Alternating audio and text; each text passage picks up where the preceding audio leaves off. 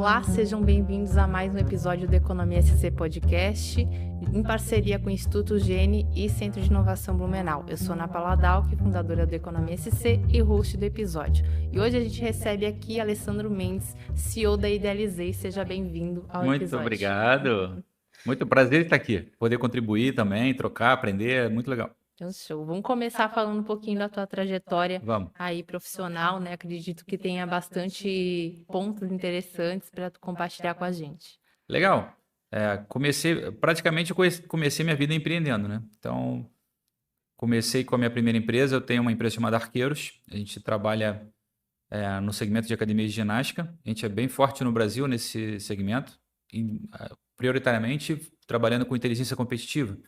Então, academias, clubes e etc. contratam a gente ou para inaugurar novos negócios ou até mesmo para reposicionar esses negócios. Eu montei ele numa época muito diferente da minha vida, assim, porque eu estava na faculdade, novão, assim, e foi meio que por acaso. Fui fazer um projeto de monografia e não sabia o que fazer, né? Sabe aqueles momentos da desgraça que você, caramba, e agora o que eu faço? Eu estudei marketing, né? Foi minha primeira formação e eu não sabia o que fazer. No meu trabalho monográfico, tinha um amigo que tinha uma academia de ginástica. E a gente combinou que ele poderia ser minha cobaia no meu estudo monográfico. E assim eu fiz. E em 2002 a gente fechou essa parceria. E quando eu cheguei na apresentação final da minha monografia, foi muito legal, assim. Porque sabe aquelas etapas de concluir? Para que serviu tudo isso que você fez? Assim, eu não tinha conseguido visualizar para que aquilo era tão importante. E a minha primeira conexão foi, cara, eu acho que se existisse uma empresa que ajudasse os empreendedores desse mercado a serem mais competitivos, porque naquela época, de acordo com as pesquisas que a gente fez, mais de 80% do mercado era liderado por educadores físicos. E na faculdade de educação física, os caras não têm matérias de gestão, empreendedorismo, marketing, estratégia, ele não tem nada disso. Então ele aprende a lidar com o corpo humano, mas ele vai executar a sua profissão, né, empreendendo, assim como um advogado, assim como um médico que monta uma clínica, um consultório, ele empreende, né? Então, naquele momento eu vi que tinha uma oportunidade de negócio ali e assim nasceram os Arqueiros ali. E óbvio que deu tudo errado, né? No início a gente sempre acha que vai ficar multimilionário na segunda semana, o nosso Excel aceita números astronômicos, mas era um cara de 20 anos tentando montar uma consultoria para vender num mercado que já tinha um paradigma de que as pessoas tinham que ter muita experiência naquele setor para poder se conectar com a gente. Acho que no geral, né? Quem empreende jovem tem esse paradigma de alguma forma. Né? Exatamente. E eu tive muita barreira real, assim. Ficou 6 meses tentando botar um negócio para funcionar. Até costumo brincar, se fosse hoje com a mentalidade de mercado que muitos nascem, a startup tem que dar certo em 2 meses, eu não tinha feito o negócio acontecer, porque eu estava ali persistindo. Mas no meu processo teve um momento que foi muito importante, assim. Foi de uma incubadora de negócio. Foi a primeira vez que eu participei de um processo como esse. E para mim isso virou a minha chave. Pela primeira vez, assim, a grande guinada foi ali. A Shell, né, a empresa de energia, no mundo tem um projeto social que é voltado para o empreendedorismo. Não só na linha mais adulta, digamos assim, que é o Shell Livewire, que é esse programa que eu participei, que no Brasil se chama Shell Iniciativa Jovem. Como também para crianças, né? Ele tem o Junior Achievement, que é um projeto também de desenvolvimento de crianças empreendedoras. E eu entrei nesse projeto porque ele é uma incubadora para jovens empreendedores. Agora eu não sou mais tão jovem, mas era entre 18 e 30 anos, que tinha uma ideia diferente. E minha ideia era muito diferente, né? Eu praticamente fui uma das primeiras empresas de consultorias do Brasil para academia. E aí, entre os quase 4 mil que tentaram a vaga, e eram 10 vagas, a gente conseguiu entrar. E ali a gente começou a aprender o que era empreender de forma muito estratégica, assim. E o segundo passo, que era mega importante, era quando eu chegava para apresentar esse projeto para os próprios possíveis clientes, eu tinha uma bandeira por trás, que era muito forte, que era a bandeira da Shell, né? Então, isso me ajudou bastante. Então, a gente acabou de estruturar o negócio, passaram-se alguns meses, cara, a gente saiu numa matéria na Exame. Depois a gente saiu na Você S.A. Aí eu teve um jornal O Globo no Rio, o jornal O Globo é famoso pra caramba, assim. A gente teve uma página inteira no jornal de domingo. Caramba. Aí o Multishow fez um programa sobre empreendedorismo e aí entrevistou a gente apareceu como negócio. Cara, ali a gente meio que deu uma explodida, assim. Isso porque a gente teve Não, acho que a qualidade da entrega não mudou. O que mudou? Teve foco, teve bandeira, teve um apadrinhamento, entre aspas, por trás, que foi muito importante e deu muita relevância para como instituições de grande peso apoiam jovens empreendedores nascentes. E Sim. como essa referência gera força na posição deles no mercado. Isso é muito relevante, assim. E aí, para contextualizar, era no Rio, né? Isso, Vocês explodiram naquela época e naturalmente foram expandindo para outros estados, meses seguintes. isso, E isso. até hoje tu continua com esse negócio também. Continua até hoje, né? Uhum, Ele é assim, eu praticamente divido meu tempo entre três operações, né? Entre os arqueiros, a Idealizei, e o Sebrae é uma parte da minha dedicação também está ali. uhum, Então a gente, óbvio, em 2002 era um negócio muito analógico, né? Então a gente consultoria analógico, Brasil era a vida de ponte aérea. Então a gente ficava viajando bastante uhum, para. E foi legal que tu, quando viaja trabalhando, tu conhece o Brasil inteiro, né? Então eu conheço lugares que eu nunca viajaria para passear, mas a uhum, trabalho tu é obrigado a ir. E a gente interage com multiculturas. uhum. E tem uma veia que está muito ligada à inovação, que tem muito desse DNA na Idealizei também, que é o fato de sempre montar novos negócios. E você depende de entender o ambiente competitivo de cada lugar. Então, isso obriga você a ter uma mentalidade mais inovadora, independente do que você vai fazer. Uhum. Então, já montei muitas redes de academia. Então, cara, como é que a gente vai funcionar num determinado bairro, numa determinada cidade? Para qual público a gente vai vender? Como a gente vai apresentar isso? É para criança? É para idoso? É para um público jovem? Qual é a pegada? E o tempo inteiro a gente está inovando ali. Uhum.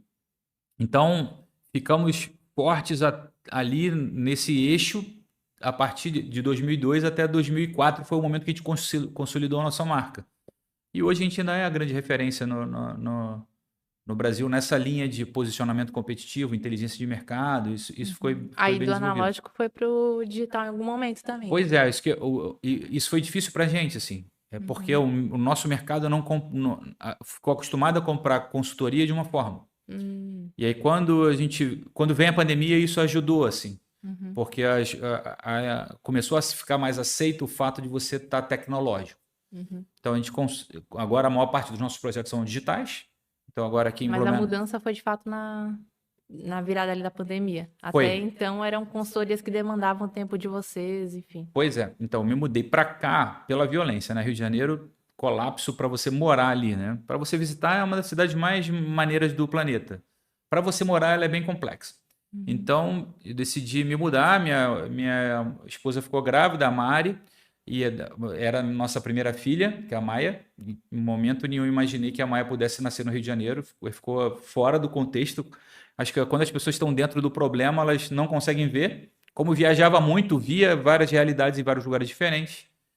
Naquele momento, eu falei, cara, a gente tem que se mudar. E aí foi muito interessante porque a gente perdeu ali 30% dos nossos clientes por ter se mudado.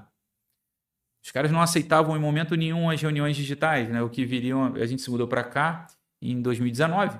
Então, Uhum. tipo, um ano antes da pandemia ali praticamente. Então, um ano antes os caras não aceitam, mas um ano depois o mercado dá uma cambalhota total, muda a forma de receber. Sim.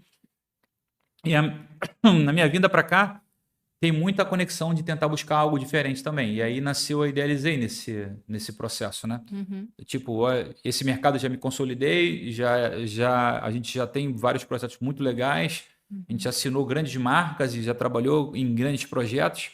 Então, eu queria fazer alguma coisa nova que não dependesse da minha imagem, né? Do meu rosto. Pode parecer engraçado isso, mas eu estava querendo um pouco anonimato. E a Idealizei nasceu um pouco desse processo, assim. Uhum. Do tipo, olha, uma consultoria que se consolidou num segmento que estava muito amarrado na imagem de uma pessoa, ela tem dificuldades operacionais, porque essa pessoa não consegue se replicar. Sim. Então, minha grande dificuldade com os arqueiros é até hoje, é que as pessoas não aceitam as pessoas que trabalham comigo, elas me querem participando ativamente do projeto. Uhum. E a roupagem da Idealizei foi diferente. Tipo, cara, a gente tem que montar a Idealizei para ela rodar sem a minha imagem aparecer para a gente poder acelerar projetos de inovação nas empresas, independente de quem está realizando. Uhum. Então, ela é uma releitura de uma entrega de inovação. Sim, e aí eu justamente ia entrar nesse ponto, né? A partir de que momento tu decidiu criar esse novo negócio, né? Porque até então, beleza, confortável com arqueiros, né? Tudo certo. Isso, E aí tu teve provavelmente algum ponto, né? Uma virada de chave, enfim, alguma coisa que te incomodou, que tu precisava fazer, e aí tu cria a Idealizei. E aí, exatamente. o que que ela resolve no mercado e como funciona na prática? Legal. a gente trabalha? A gente trabalha num eixo competitivo constante, né? Em qualquer negócio que vai nascer hoje, ele depende muito de entendimento do que está acontecendo, que vem muito desse know-how que a gente desenvolveu nesses 20 anos aí montando negócios nesse segmento de saúde. Então, você quer empreender, você vai buscar um espaço no mercado, vai entender como é que aquele mercado se comporta, você tem uma ideia e monta essa ideia. Uhum, Esse estágio é fácil. O estágio secundário que é complexo. Esse mercado muda constantemente. uhum, E você criou uma iniciativa e não se renovou com ela. A maior parte das empresas tem muita dificuldade de criar o próximo passo, que ele é sempre diferente do que você deu de forma primária. Você empreende também, sabe como é que é? Tu teve uma ideia lá no início, montou um negócio, agora ele tem características completamente diferentes. uhum, Pessoas que montaram a mesma iniciativa que você, que não fizeram isso, pararam e não existem mais. Então uhum. você começa a entender que as empresas elas realmente precisam de renovação constante, de proposta, de estrutura, para continuarem competitivas. E a parte mais louca dessa história é que a maior parte das empresas não tem um núcleo que pense nisso constantemente. Então, inovação, para muitas empresas, é algo utópico. Ele está só no Google quando ele abre ali ou lendo a notícia que alguém inovou. Mas ele, na prática, realiza praticamente as mesmas ações que ele realiza sempre. E essa E, tua percepção vem de qualquer forma com as consultorias que tu vem dando aí ao longo dos anos também. pois é, E daí tô velho. depois tu comenta também dessa tua ligação com o Sebrae, que eu acho que é interessante essa tua ida aí também. Ah, legal. Isso tem muito a ver com os arqueiros também. Em Uhum, 2014, quando a gente cresceu muito, assim, a gente estava bem forte, a gente teve aquele movimento de quase quebrar, com uhum, as entradas de academias de baixo custo, que a gente chama no segmento. Low price, low cost, que é baixo preço e automaticamente baixo custo, né, coligados ali. O movimento de Smart Fit para a gente foi praticamente canibal, assim. uhum, Eles nasceram numa proposta muito agressiva no mercado em geral, não eram nossos clientes, mas eles faliam os nossos clientes. uhum, Então, olha, eles tinham uma proposta muito forte de competição. Então, às vezes, eles chegavam em alguns lugares, tipo, tinha uma academia funcionando, eles compravam a casa do lado, que tinha uma senhorinha morando, derrubavam a casa e montavam um negócio parede com parede. uhum, E aí botavam estratégias agressivas de precificação do tipo, ah, você trabalha ali há 10 anos na tua academia com R$ 150 de ticket médio, eles abrem no dia seguinte te dando 3 meses de graça e depois pagando R$ 30. Aquele cara uhum, simplesmente para de existir em 4 meses. uhum, Eles fizeram isso no mundo todo, na verdade, né? uhum, Hoje estão quase chegando às 2.000 academias. Então, quando você olha para esse movimento no Brasil, a gente estava muito enraizado nas grandes capitais e como eles focaram nas grandes capitais, a gente quase foi a derrocada, assim. Então, a gente teve que se modificar muito para não morrer. E, graças a Deus, deu certo, assim. Mas naquela época, um amigo no meio do caos virou para mim e falou assim, cara, tu tem que fazer o Empretec, ele vai te ajudar. E eu já tinha vindo da parte da incubadora, cara, a Shell tá entre as 5 melhores incubadoras do planeta, né? Eu tinha participado no processo animal já. Falei, cara, eu não sei se eu preciso, aquela ignorância da uhum, gente, né? Eu não sei se eu preciso disso, eu acho que eu consigo reagir. E eu não estava conseguindo reagir. uhum, Até que eu fui. Cara, eu vou ter que ir nessa parada. Aí fui lá, mergulhei, fiz uma semana de Empretec ali, saí que nem um alucinado de lá. É, não sabia como decidir, e tem uma indicação do tipo, cara, não toma nenhuma decisão drástica nos seus próximos 21 dias, deixa a poeira baixar, e eu fiz isso. E quando a poeira baixou, eu tinha o plano certinho de como eu ia fazer os arqueiros renascer ali. uhum, E isso passava por demitir 30 pessoas num único dia, fiquei o dia inteiro demitindo a maior parte do meu time, e a gente se reconstruindo para poder botar o negócio no lugar. E a partir dali eu fiquei apaixonado pelo Empretec.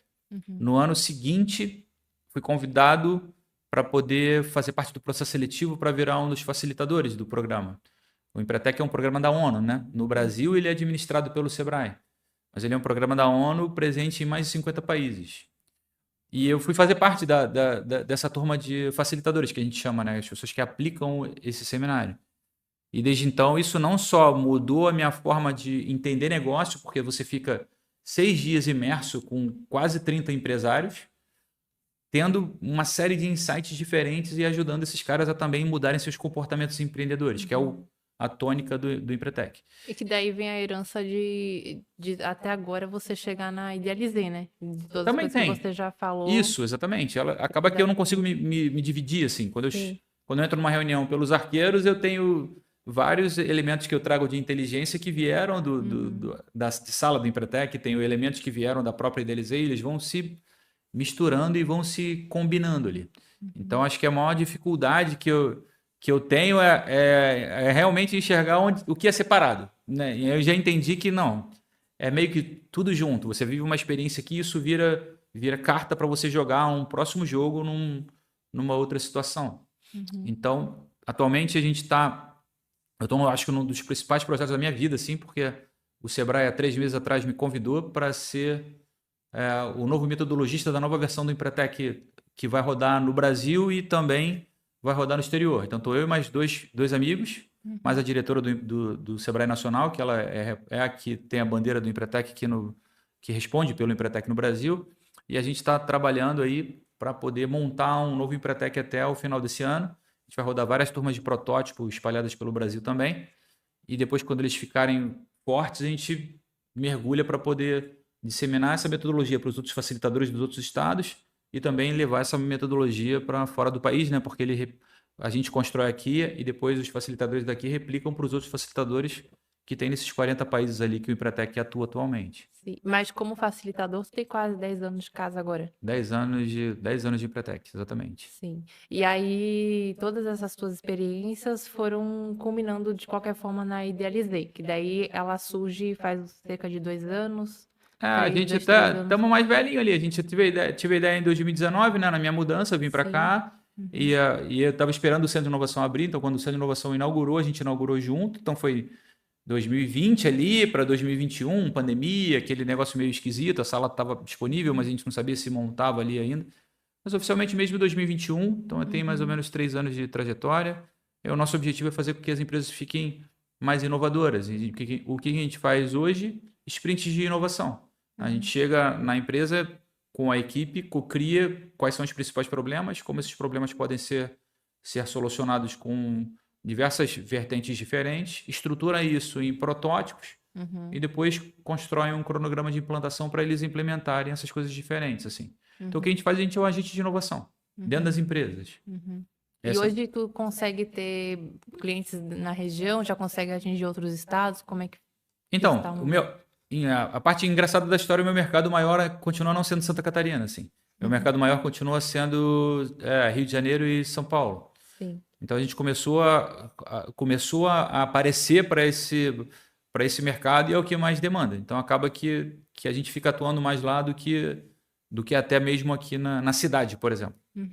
Tem algum case que tu possa falar? Não precisa talvez falar o nome da empresa, mas alguma questão de inovação que precisava ser co-criada, enfim, que vocês conseguiram ajudar? Cara, legal. A gente fez.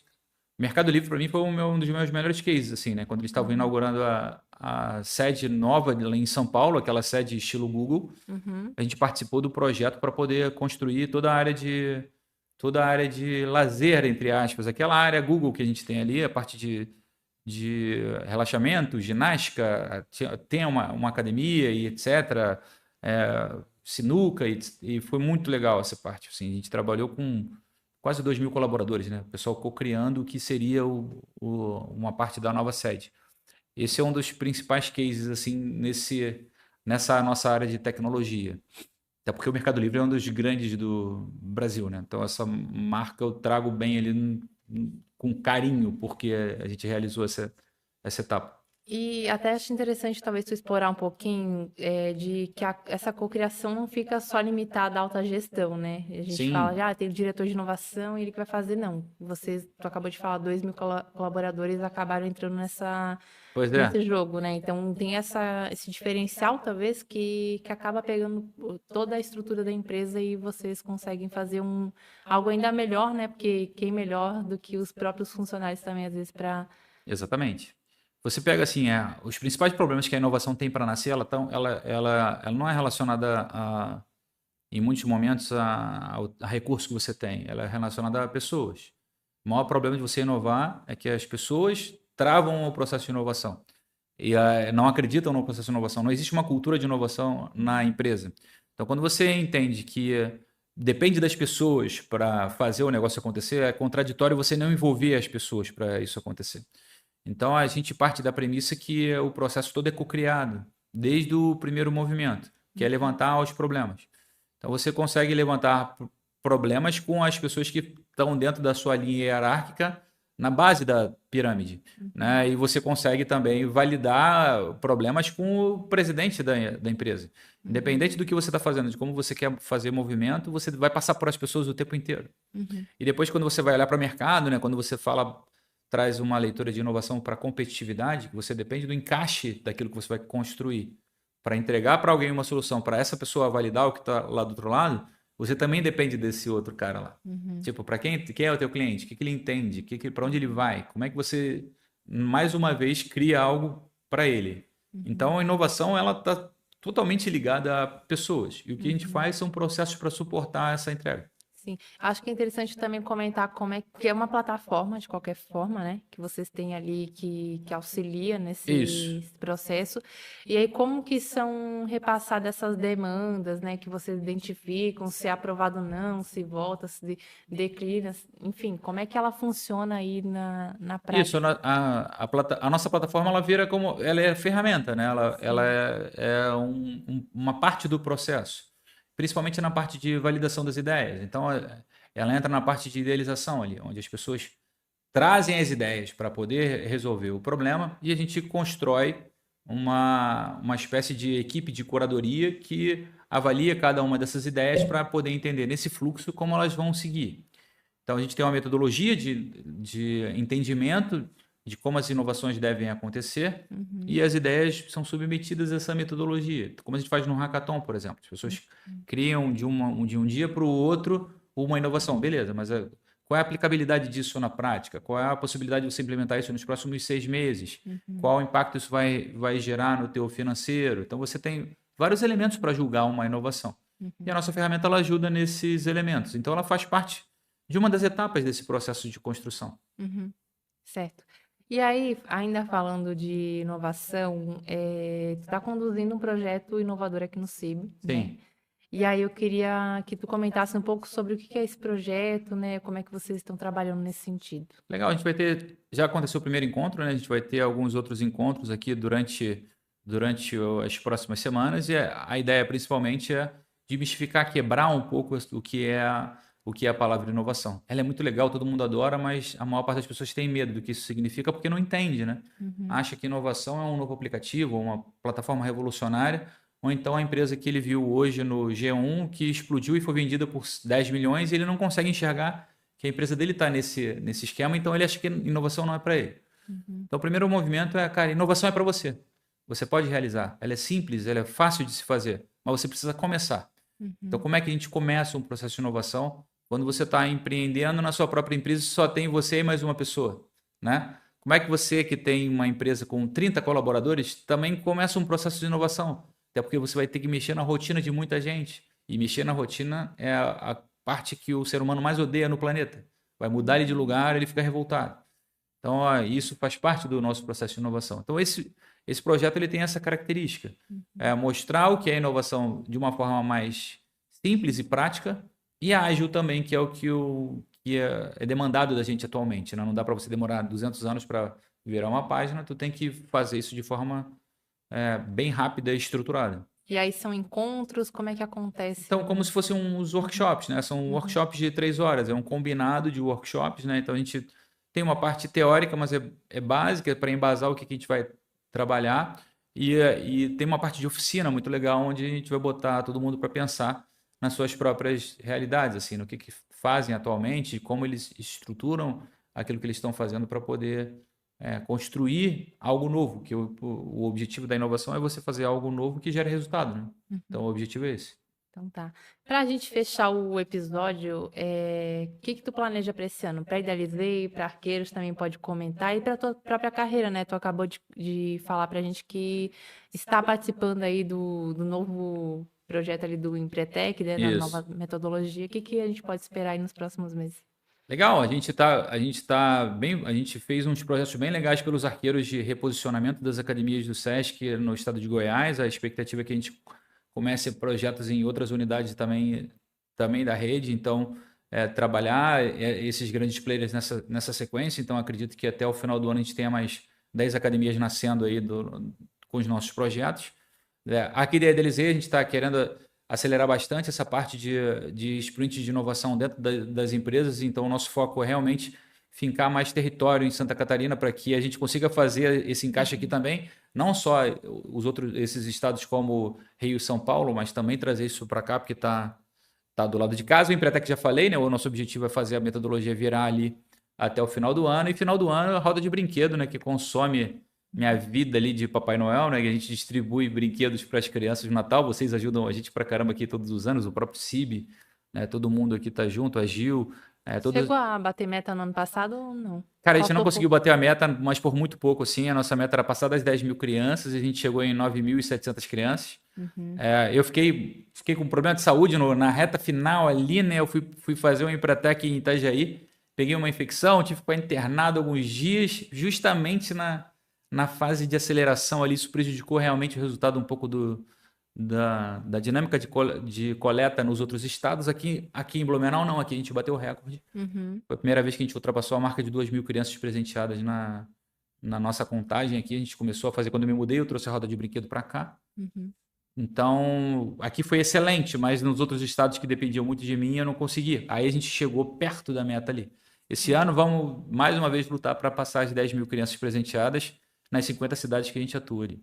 Então tá, muito obrigada pela participação aqui no nosso episódio. Foi muito legal, obrigado pela oportunidade. E assim fechamos mais um episódio do Economia SC Podcast, uma parceria entre Economia SC, Instituto Gene e Centro de Inovação Blumenau. Se você curtiu esse vídeo, deixe seu like, comentário e compartilhe com quem possa interessar. Até o próximo!